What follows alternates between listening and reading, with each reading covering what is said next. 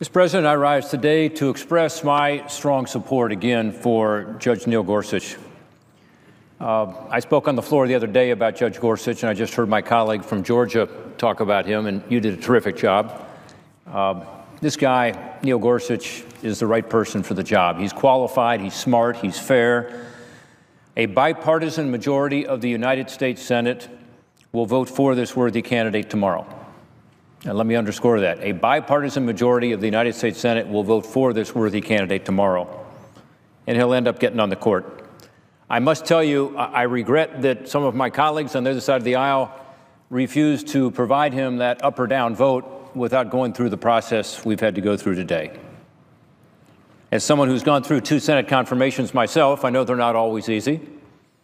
But I will tell you, it's a whole lot better for this institution and for our country when we figure out ways to work together. And in this case, to continue a Senate tradition of allowing up or down votes. I like to work across the aisle. I've done that through my career. I can point to 50 bills that I authored or co-authored that have become law in the last 6 years. They were bipartisan by definition because they got through this body. They were signed into law by President Obama. I have voted for the president's nominees, President Obama's nominees, before President Trump.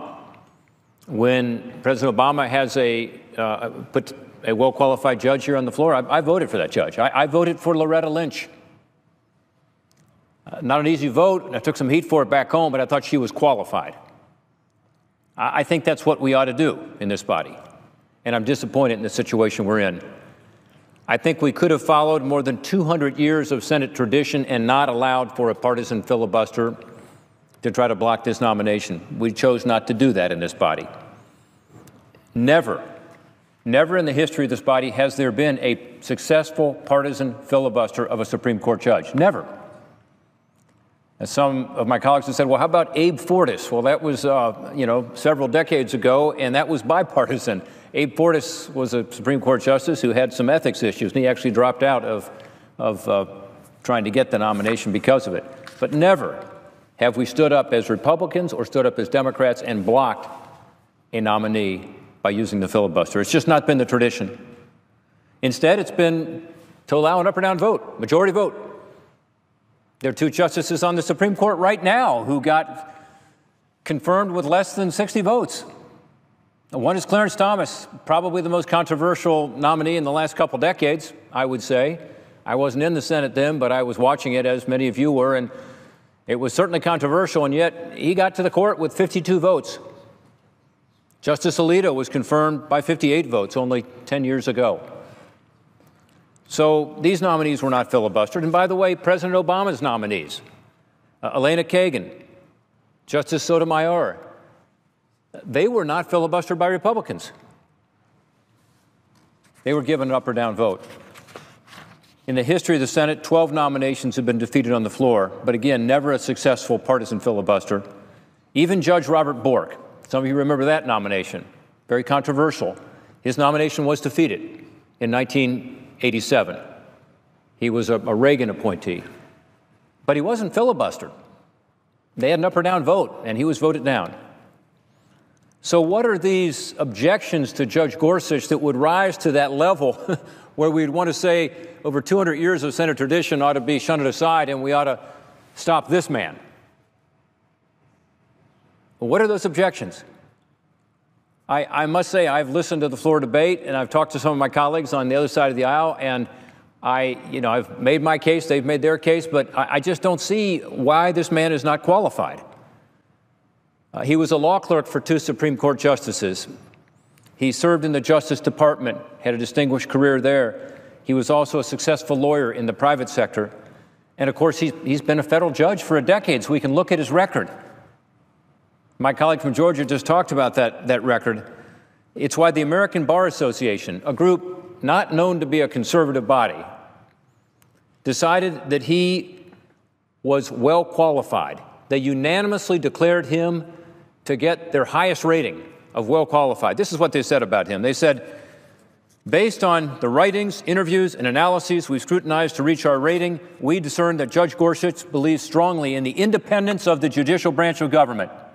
And we predict that he will be a strong, but respectful voice in protecting it, in protecting the independence of the judiciary. That's why the American Bar Association gave him their highest rating. Not qualified? By the way, nobody objected, nobody, for any reason, to his nomination to serve as a federal judge, to be a circuit court judge, the level right below the Supreme Court, back in 2006. Not a single senator objected.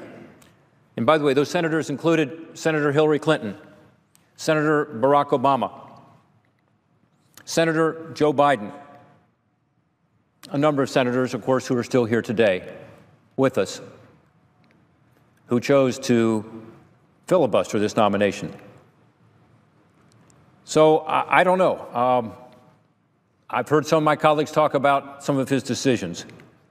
They have picked one or two of his decisions as a judge over the past 10 years and said they didn't like the outcome, and that's why he's not qualified to sit on the Supreme Court. I have a couple concerns with that argument. One, Judge Gorsuch has decided over 2,700 cases. I'm sure we can all find one or two of these that we didn't like. That's true for any judge. As I said, I voted for a number of President Obama's nominees, and I voted against others. It was based on the merits and based on their qualifications. It didn't mean that I agreed with them on everything, trust me, or that I disagreed with them on everything. But the odds are very good that you agree with Judge Gorsuch's decisions, a lot more than you disagree with them. You know why I say that? Because the odds are really good that you agreed with them. Let's try 97%, because 97% is the number of his decisions that were unanimous with the other judges on a 3-judge panel. 97% of the time, his decisions were unanimous. So who's on these 3-judge panels? Well, it's usually bipartisan in the sense that it's nominees who have been nominated by different presidents of different parties. In the case of his circuit court, there's Judge Paul Kelly, who was appointed by President George H.W. Bush. But there have also been several of his colleagues who were appointed by President Bill Clinton. Judge Gorsuch even mentioned in his testimony that he was in judge panels and presided with Judge William Holloway, who was appointed by President Lyndon B. Johnson. So these 3-judge panels tend to have judges that were appointed by Republicans and Democrats alike. 97% of the time, unanimous. 98% of the time, his decisions were in the majority. So, again, I think it's pretty good. The odds are pretty good that we're going to agree with Judge Gorsuch a lot more than we disagree with him when we look at his cases. He's a consensus builder. He's a guy that figures out how to come to a decision that people agree with on different sides of the aisle and from different points of view. That's what his record is. Actually, that doesn't surprise me at all because he clerked in the Supreme Court for 2 justices. One was Byron White, and the other was Justice Anthony Kennedy. Those are 2 justices who get a lot of heat.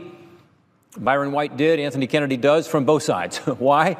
Because they tend to be in the middle, right? They tend to write a lot of decisions that are consensus decisions. They tend to be that 5th vote on a 5-4 decision. That's who he clerked for. So to note that somehow this guy shouldn't be confirmed for the Supreme Court because of 1 or 2 decisions, that just doesn't seem to be legitimate to me.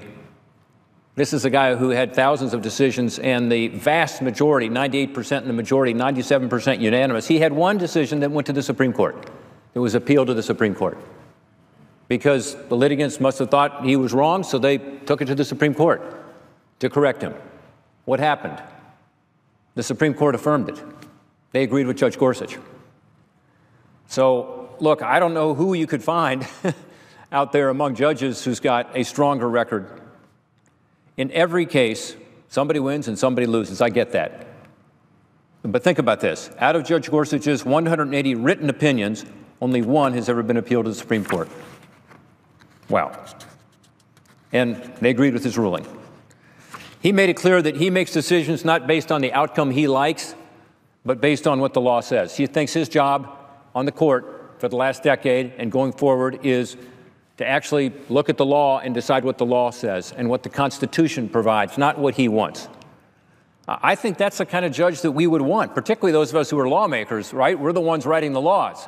We would hope that that would be respected and that judges wouldn't try to legislate. This is what he said in his testimony.